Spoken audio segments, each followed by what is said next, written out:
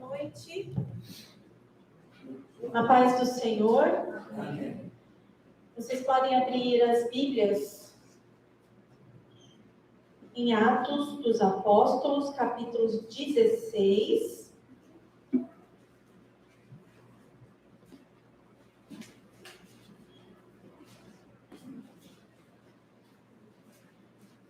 A página é 1263.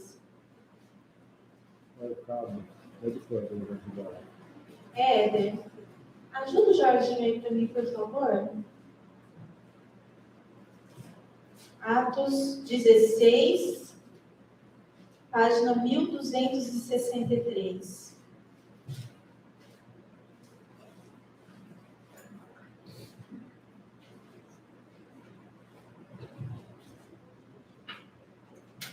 Esse é o tema da ministração do louvor, a essência de um verdadeiro adorador e as 3 mensagens angélicas. A essência é o fundamento, é aquilo que um adorador precisa fazer para alcançar vidas humanas. E o que o Senhor tem ministrado muito conosco nesse tempo é tentando tirar os nossos olhos, que estão sempre voltados para nós mesmos, para as nossas famílias, para as nossas necessidades.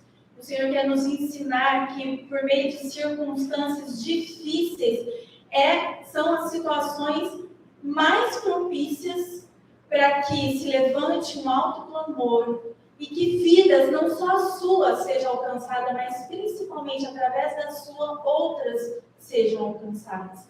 Então, quando fala a essência de um adorador, é aquela pessoa que consegue adorar em circunstâncias adversas. E essas circunstâncias adversas, elas podem acontecer por uma desobediência ou por um propósito de Deus.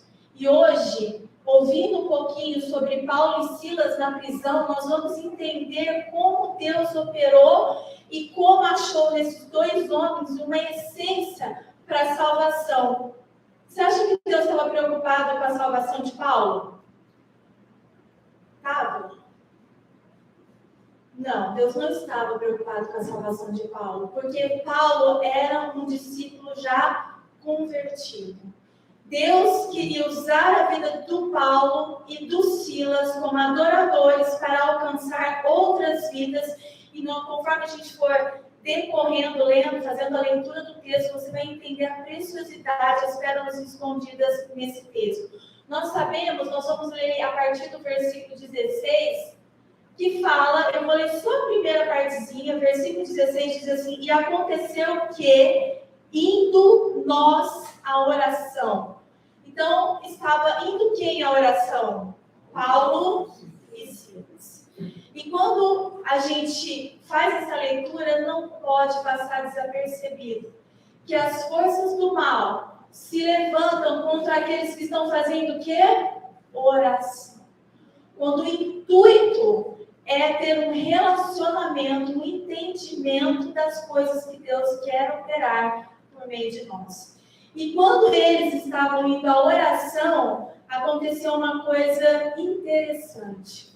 O diabo se levanta através de uma jovem. Como a história é conhecida, eu não vou ler todo o texto, tá bom? Eu vou dar uma resumida e contextualizada.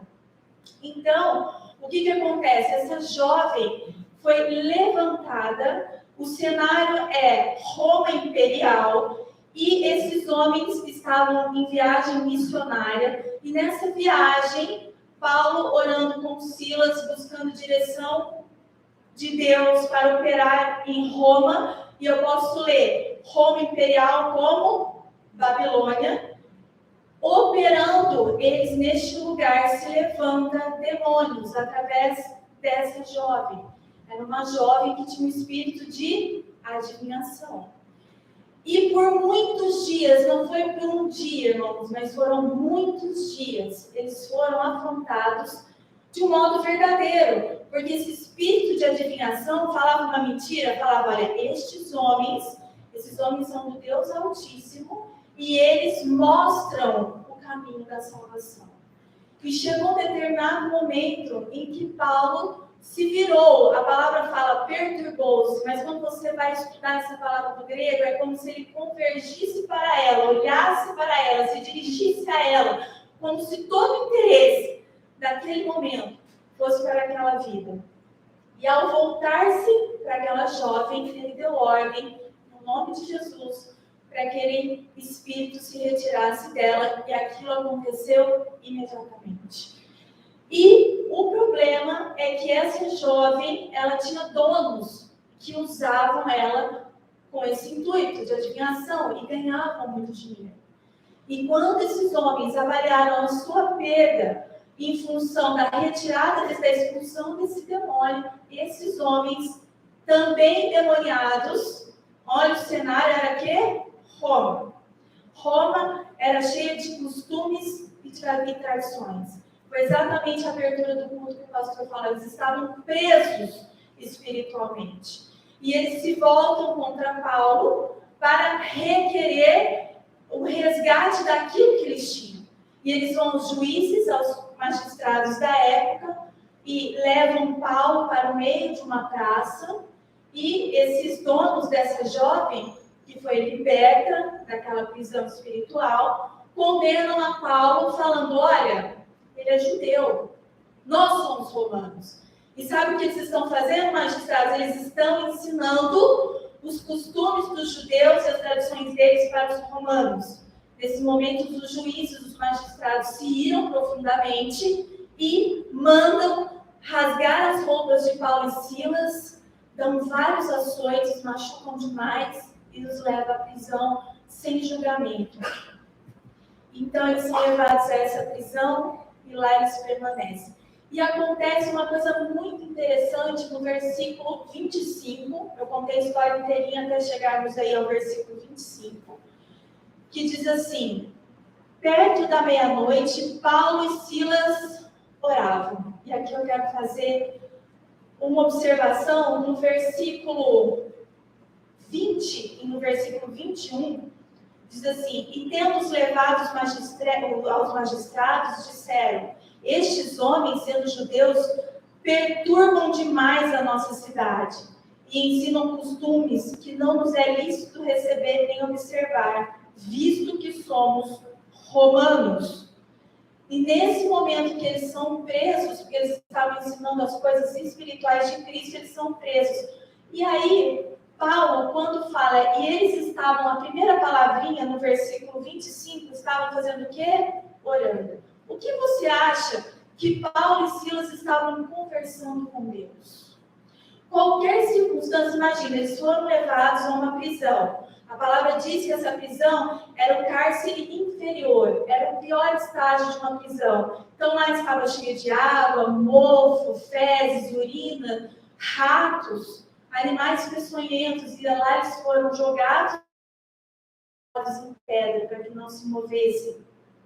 E aí eu pergunto para vocês, diante dessas circunstâncias, ou qualquer outra que nesse momento, irmãos, porque a guerra, ela está se acentuando.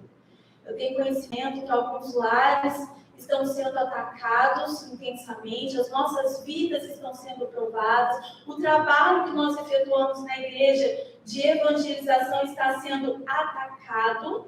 Pense que nós não estamos em Roma imperial, mas nós estamos em Roma papal. Nós somos Paulo e Silas. E nós estamos tentando ensinar a eles aquilo que Jesus tem nos ensinado. E eles nos olham com esses olhos. Vocês estão ensinando costumes e tradições que são de judeus e nós somos romanos.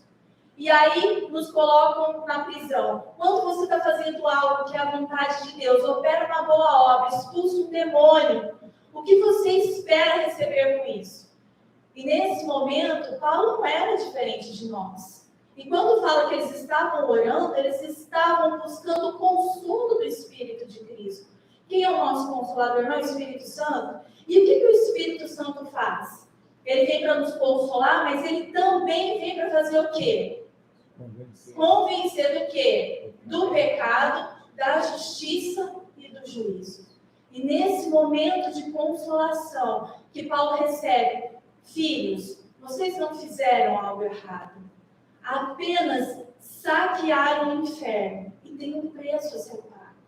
Mas eu sou o vosso consolador. Jesus dizendo, eu estou aqui com vocês e eu vou dar livramento dessa prisão para vocês. Vocês estão dispostos a crer e confiar? Porque o que falta para nós, irmãos, é como uma circunstância adversa vem sobre nós, o nosso primeiro ímpeto é até irmos a Deus. Mas para quê? Para questionar, para murmurar, para dizer que de alguma forma Deus tem culpa sobre aquilo.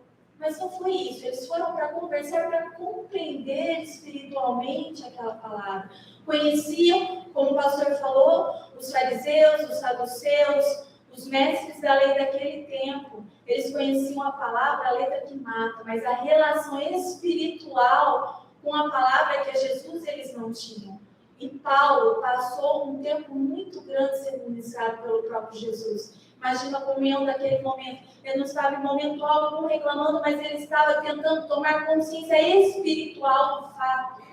E quando vem o Consolador, cheio do Espírito, não existe outra situação senão a adoração através de louvor.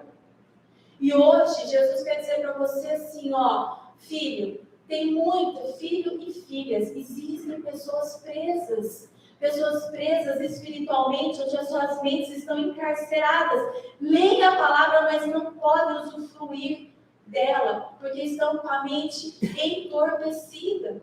Tem prisões intelectuais, pessoas que são extremamente inteligentes, mas quando estão lendo a Bíblia, estão presos na sua própria convicção. Não se deixam envolver pelo Espírito de Cristo que convence do pecado, da justiça e do juízo.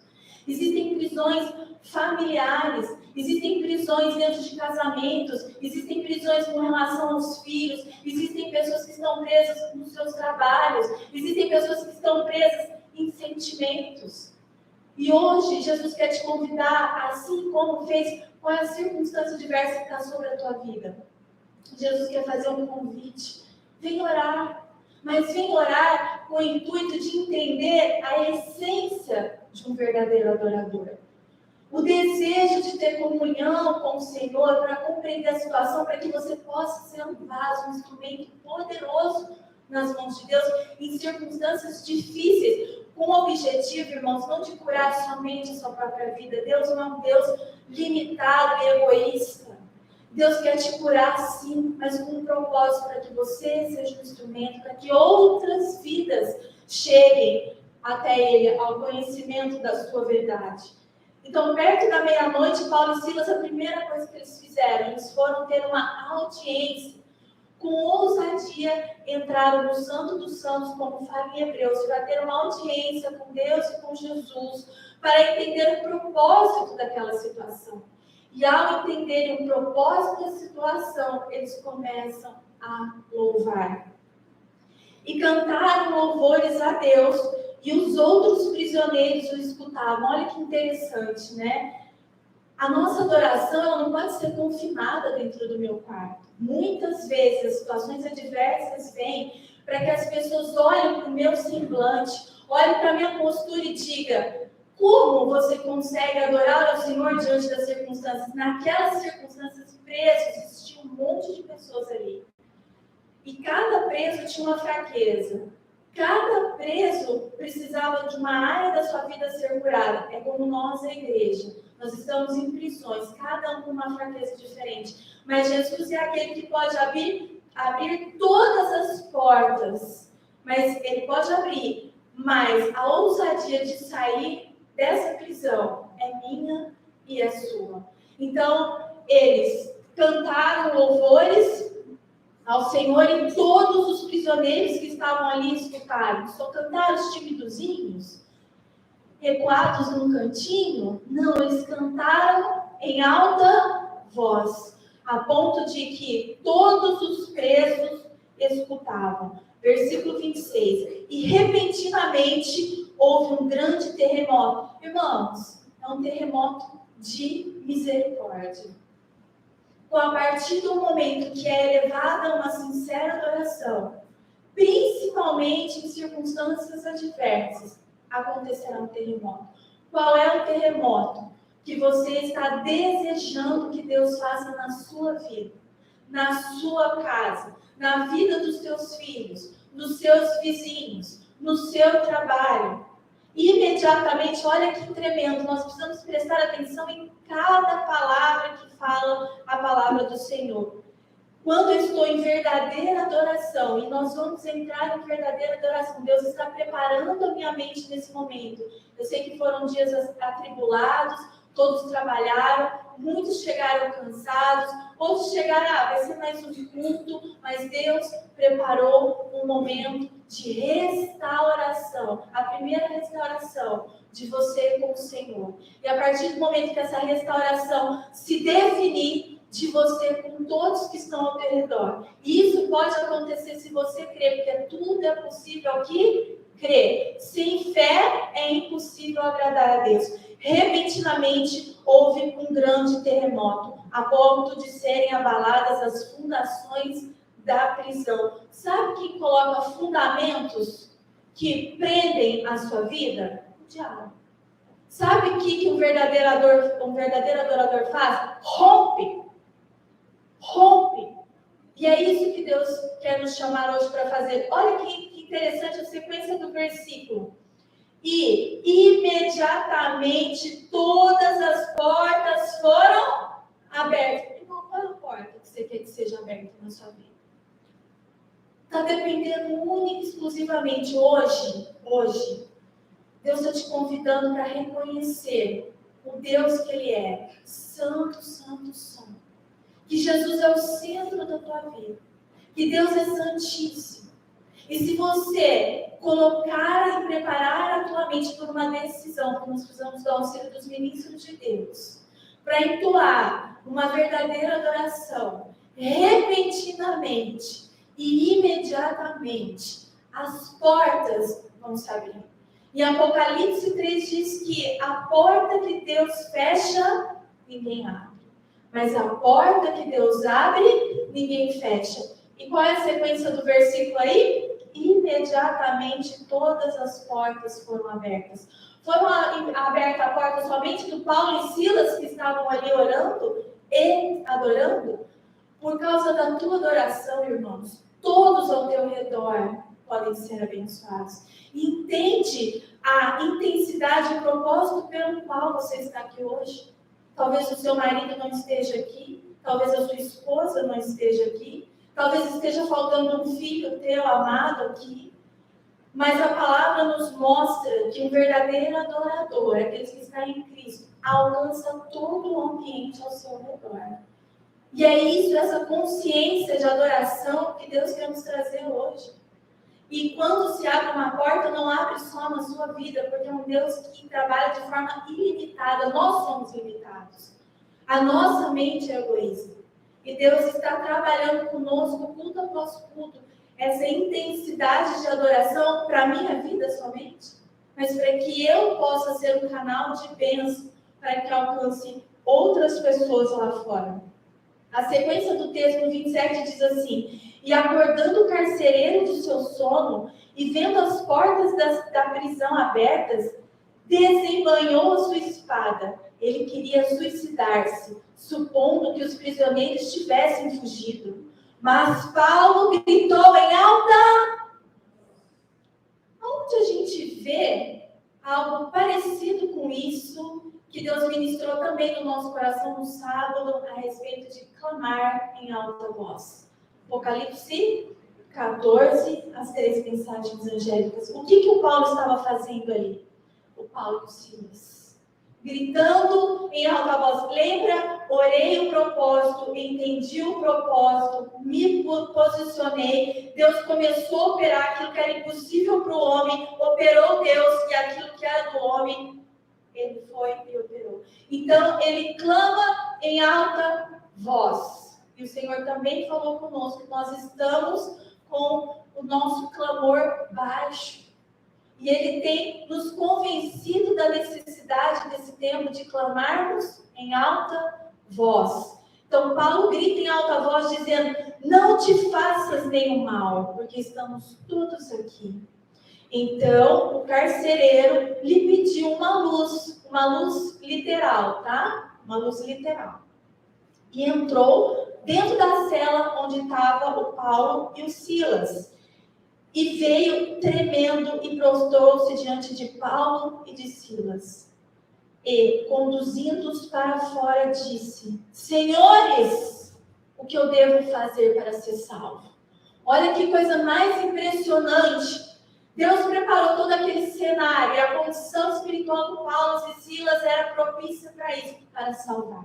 Um verdadeiro adorador é estabelecido, é fundamentado para salvar vidas. Qual é o propósito da verdadeira adoração? Salvar vidas. Se nós não soubermos adorar a Deus nessas circunstâncias, jamais, em quaisquer outras que se apresentam, nós poderemos ser agentes de salvação.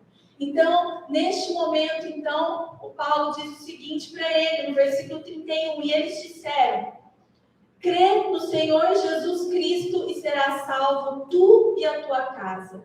E lhe falaram a palavra do Senhor e a todos os que estavam em sua casa. Olha que coisa tremenda. Qual é a primeira mensagem evangélica de Apocalipse 14? Nós sabemos que no versículo 6 diz que é um evangelho eterno. Ele sempre existiu. Só que a gente fica com aquela ideia de que se eu não falar, temei a Deus e dar glória, porque vim da hora do seu juízo, adorar aquele que fez o mar, a terra e as fontes das águas, parece que não é a primeira mensagem, mas aqui Paulo estava pregando a primeira mensagem para ele. Olha, o carcereiro era o quê? Romano. Então ele estava dizendo assim: você tem que sair desses costumes. Você tem que sair dessa prisão espiritual e começar a entender o que Deus, de que forma Deus operou. Você viu uma operação de milagres aqui. Crê no Senhor Jesus. Temei a Deus e dá-lhe glória, porque vinda é a hora do seu juízo. Como que caiu Babilônia? Nós não dizemos que o Roma Imperial é Babilônia. Quando ele demonstra o poder de Deus, ele está mostrando que Roma não significa nada. Olha o teu estado, olha onde você trabalha. Então, na vida daquele carcereiro, quando é introduzido o Evangelho Eterno através da primeira mensagem, o que acontece? Cai Babilônia para o carcereiro. Então, ele deixa de olhar para Roma, a importância de Roma, e passa a olhar para Jesus. Crê no Senhor Jesus e será salvo tu e tua casa. E foi a escolha que ele fez. E como eu chego, então, no entendimento da terceira mensagem evangélica? A terceira mensagem fala a respeito de adoração à besta. A primeira, adoração a Deus. Escolhei, pois, aqui em serviço. Adora a Deus ou adoração ao diabo? Adoração ao diabo ou a sua imagem é Roma.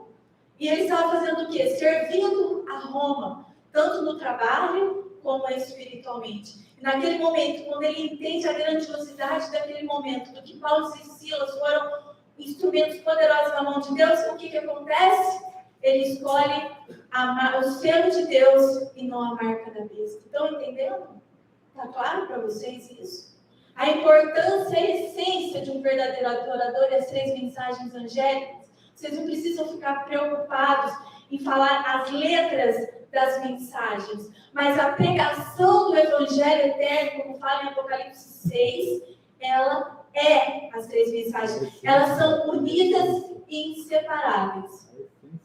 A essência das mensagens é a evangelização. A essência da mensagem é ter um espírito de adoração aonde quer que você vá, o que quer que você faça. As circunstâncias que apresente, lembre sempre, isso é uma oportunidade, eu tenho que dar testemunho. Esse carcereiro ficou tão impressionado, irmãos, que ele entra na cela. Ele pede uma luz para entrar até lá. E eles eram tão submissos a Deus, tão entendidos da vontade de Deus, que eles não saíram correndo. Mas eles permaneceram dentro da cela. E a partir do momento que o carcereiro, que era a autoridade daquele lugar, porque Deus não trabalha sem respeito às autoridades. Quando o carcereiro diz, ele tirou aqueles homens e ele falou, vem para fora, é que Paulo e Silas saíram da prisão. E naquele momento eles foram para a casa do carcereiro, eles aprenderam tudo o que eles tinham que aprender, a ponto, a intensidade do poder sobre a vida do Paulo e do Silas era tão intensa, que naquele momento, sobre pouquíssimas horas de ministração durante uma noite, porque já era meia-noite, eles se entregaram ao Senhor, não só ele, mas toda a sua casa, no batismo. E você acha que parou por aí? Não parou por aí. Porque Deus é um Deus que não infringe leis. E eu não sei se vocês já leram, se atentaram para isso, mas eu lendo a palavra, eu vou ficando maravilhada. No versículo 34, então, levando-os à sua casa, ele colocou alimento diante deles e se regozijou, crendo em Deus com toda a sua casa. Isso é a terceira. Qual é o selo que foi colocado sobre ele? De Deus ou a marca da besta? Terceira mensagem. Aí, irmãos, você pode continuar lendo no versículo 37. Mas Paulo disse, no versículo, vamos ler aí para dar contexto. 35. E sendo já dia, os magistrados enviaram os sargentos, dizendo, soldai aqueles homens. Que homens? Paulo e Silas. Mas eles estavam presos? Eles estavam presos ou eles não estavam presos?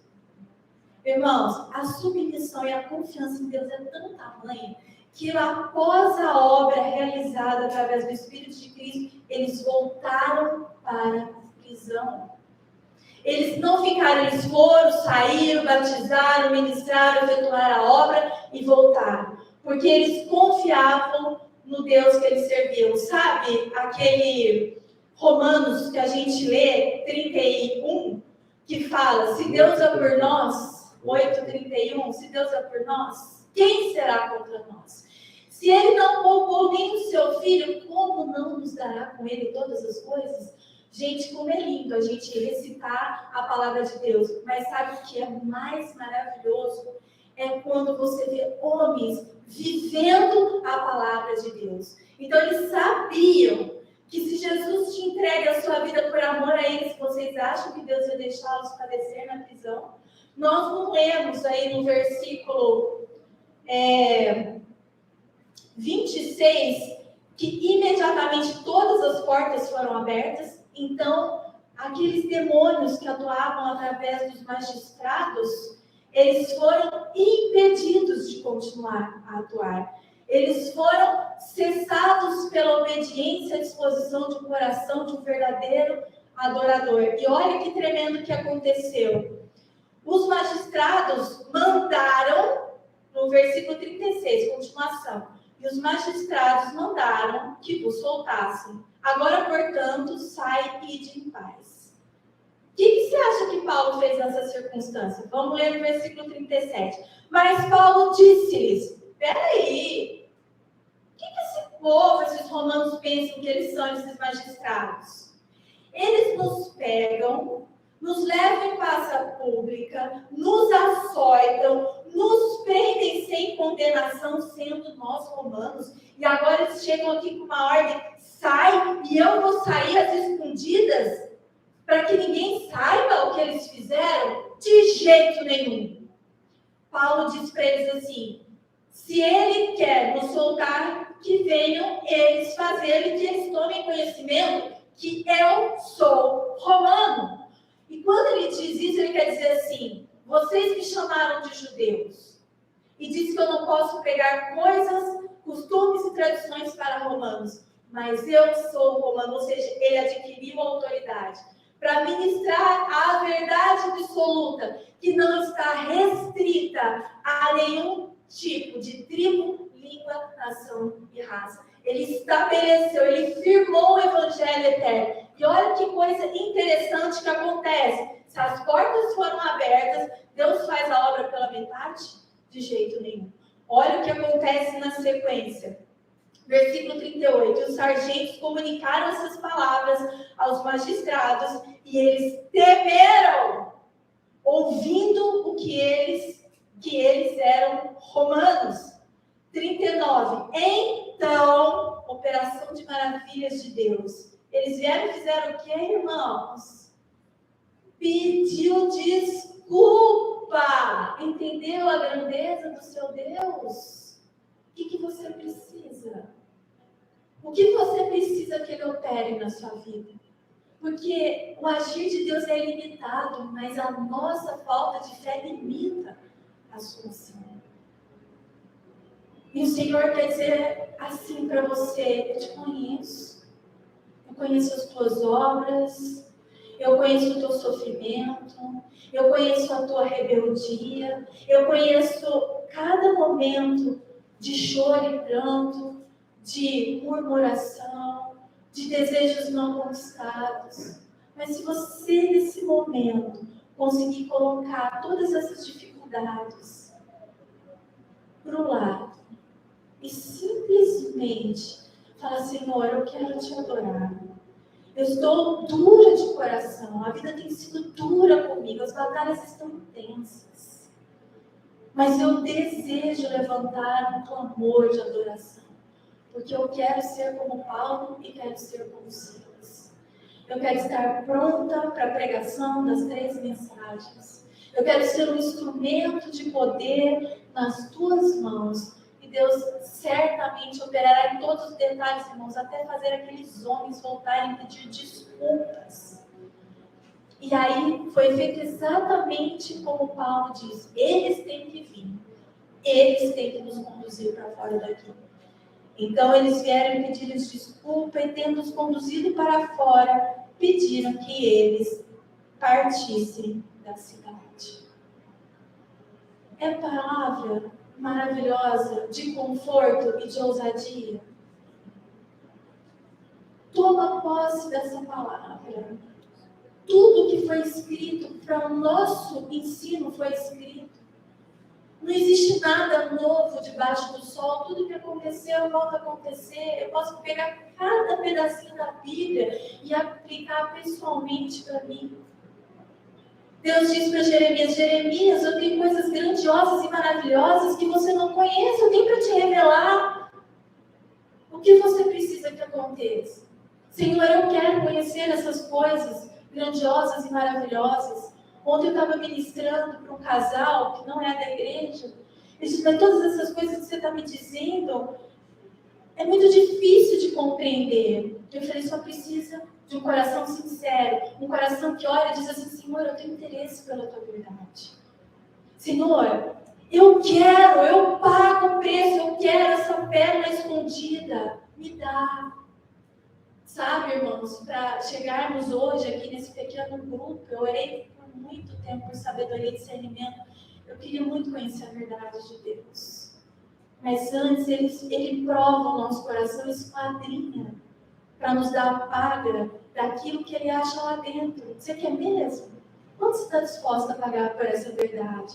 Pela minha presença, pela minha proteção. E muitos desistem no meio do caminho. E aqui é uma lição de fé, porque todo detalhe dessa história de Paulo, Deus não deixou eles saírem dali nem sem um pedido de desculpas. Esse é o Deus que você serve. Temer? Para quê? Insegurança? Para quê? Viver do passado de ofensas, de sentimentos? Para quê? Se está disponível a unção do Espírito de Cristo que nos leva a uma verdadeira adoração. Então, com esse entendimento, você vai se levantar para adorar ao Senhor. E todas as músicas falam da santidade de Deus, que Jesus é o centro da igreja, Jesus é o centro da nossa vida. E que a terceira fala que Deus é santíssimo. E que privilégio servir ao Senhor, que honra e que privilégio servir ao Senhor. Só que dentro dessa honra e desse privilégio de ter o chamado, tem ações. Dentro dessa honra e desse privilégio, tem prisões. Dentro dessa honra e desse privilégio, existem humilhações por parte dos homens. Mas esse é o preço que não é desprezível perto de quem é Jesus, perto de quem é Deus, o que Ele faz por nós e as coisas que Ele tem preparado. Prepara a tua mente agora. Prepara e fala, Senhor, sozinho nós não conseguimos, tá, irmãos? Nós não conseguimos entrar no estágio de adoração como eles estavam. É necessário pedirmos ajuda. Eu vou pedir para o Jorginho aumentar um pouquinho o playback. Eu vou dar 5 minutinhos, vocês podem ficar assentados. Faça sua oração em silêncio. Senhor, eu não quero sair daqui sem receber a unção de adoração. Não sou pela minha vida, não peço por mim. somente por mim, mas que através de mim o Senhor possa operar grandes prodígios e milagres. Eu quero ser um agente da salvação. Me ensina, Senhor, e me ajuda a entrar nesse estágio de adoração. Minha mente está pesada, meus pensamentos vagueiam, meu coração está ferido, o meu corpo está cansado, mas eu sei do que o Senhor é capaz de fazer. Faça por cada um de nós. Faça por esse povo que está aqui, Senhor. Em nome de Jesus.